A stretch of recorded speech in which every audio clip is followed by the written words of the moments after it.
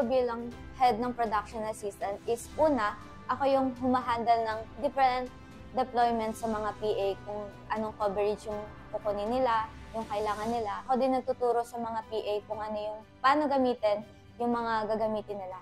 And I also teaching them kung paano yung dapat nilang gawin. Mabilis dapat sila kumilos, may presence of mind, may initiative sila sa mga pangangailangan ng reporter and cameraman.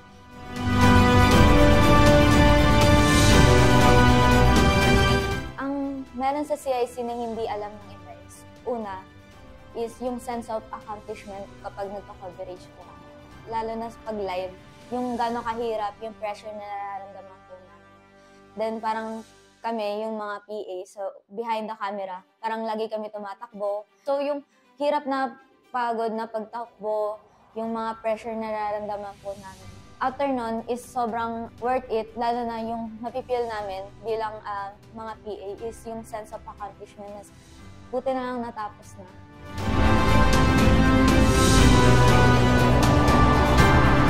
Yung na-discover ko bilang head ng PA sa iConnect is doon ko natutunan na kailangan mas kilalanin ko pa yung mga member ko.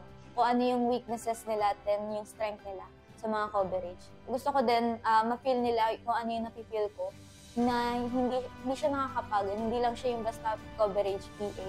But the thing is kung ano yung nararamdaman mo na parang masaya siya kapag ginagawa niya, nai-enjoy nila. Hindi lang matatapos yung coverage na as a PA ka pa rin.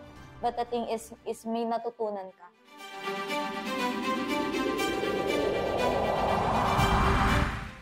In general, nabago po ako ng iConnect. Una kasi natuto akong kung paano mag-step up sa comfort zone ko. Mas nakilala ko yung sarili ko na, ay, kaya ko pala na mag-leader, maghawak ng gantong kabigat. Kaya ko palang mag-handle ng sobrang pressure sa loob ng coverage. Natutunan ko na kailangan kong tatagan pa yung loob ko. Kailangan gawin ko siya kahit natatakot ako.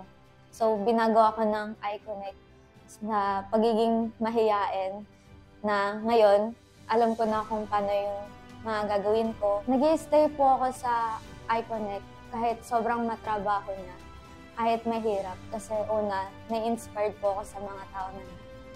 Kasi una, parang nakikita ko yung passion ng ibang tao. Yung bonding din na bibuild up namin. Hindi lang siya yung accomplishment na nabubuo, na andain natin nagawa na yung coverage. But the thing is, kung ano yung mga nabubuong friendship, yung mga team na mas lalong tumatatag sa iConnect.